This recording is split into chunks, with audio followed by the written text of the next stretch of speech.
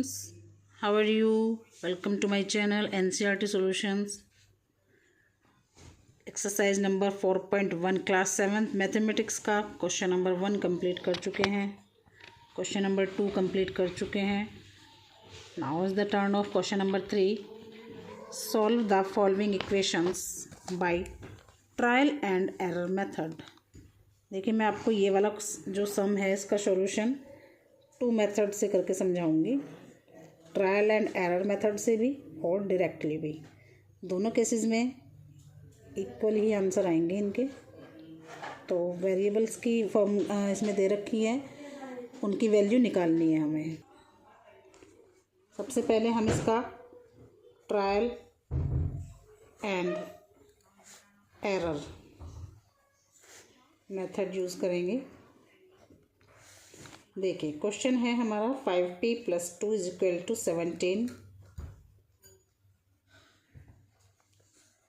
तो देखिए बच्चों, सबसे पहले हम first of all we will put p's value is 1. तो p = 1. 5 मल्टीप्लाई, जहाँ पर p है वहाँ पर 1 पुट कर देंगे, +2 = 17. 5 × 5 इसको सॉल्व कर लेंगे. +2 = 17. 5 + 2 7 = 17 and both are not same. So now we put p's value is equal to 2 in this equation. 5p + 2 = 17. 5 multiply p's value is 2 + 2 = 17. 5 × 2 = 10 + 2 = 17. 10 and 2 = 12 = 17. They are also not equal. Now we put value of p is equal to 3. In this equation, 5p + 2 = 17. 3 multiply 5 + 2 = 17. 5 3 = 15 + 2 = 17. 5 + 2 17 = 17. Both are same. Both sides are same. Left hand side is equal to right hand side. This method is known as trial and error method. This answer will come 3 steps: 1, 2 and 3. Now we will solve another method of these equations. Other method is 5p + 2 = 17. 5p = 17 + 2 minus में convert हो जाएगा क्योंकि ये other side cross कर रहे हैं. 5p = 17 - 2 = 15. p = 15. ये multiply में है, इधर डिवाइड में चला जाएगा. 5 से 15 को कैंसिल करेंगे तो 3. दैट मीन्स p की वैल्यू 3. तो अब हम 1 और 2 से नहीं करेंगे. p की वैल्यू 3 दी है तो इक्वेशन में हम डायरेक्टली p की वैल्यू 3 रखेंगे. And answer will be 15 + 2 = 17. And 17 = 17 is left hand side is equal to right hand side. Hence proved. This method is known as simple equation method, and we have done this method is trial and error method. Trial and error method से ही इस वाले question को हम solve करेंगे.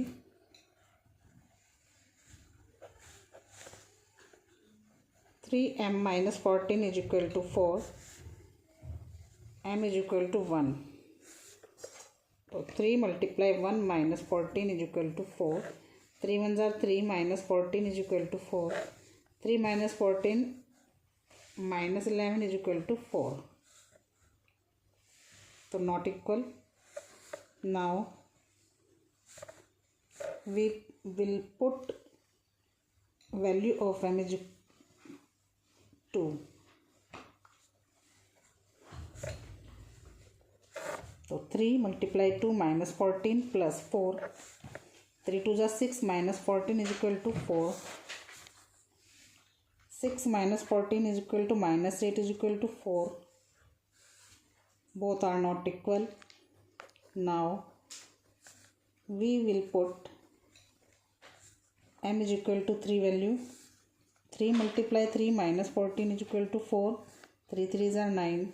Minus 14 is equal to 4. 9 minus 14 minus 5 is equal to 4. Both sides are not equal.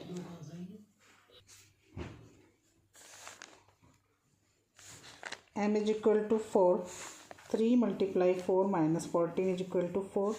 3 4s are 12 minus 14 is equal to 4. Both sides are not equal. So we will try one more time. 3m minus 14 is equal to 4. M is equal to 5. 3 multiply 5 minus 14 is equal to 4. 5 3s are 15. Minus 14 is equal to 4. 1 is equal to 4. Both sides are not equal. Now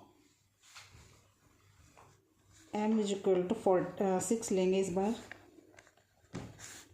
3 multiply 6 minus 14 is equal to 4. 3 6 is 18 minus 14 is equal to 4. 18 minus 14 is equal to 4 is equal to 4. यानी right hand side is equal to left hand side. Hence proved.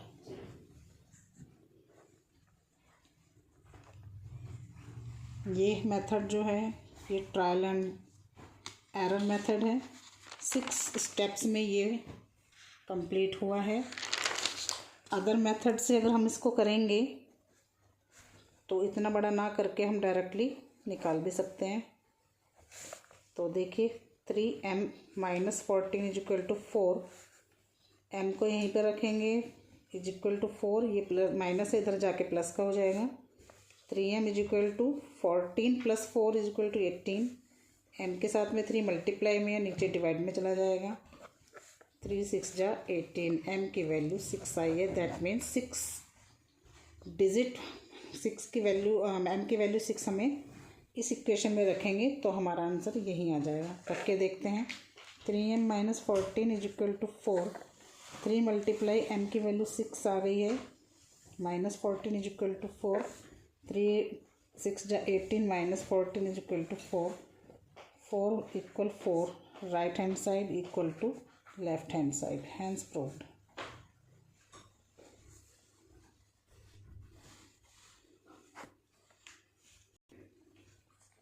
Third question में 2 ही part दिए हैं.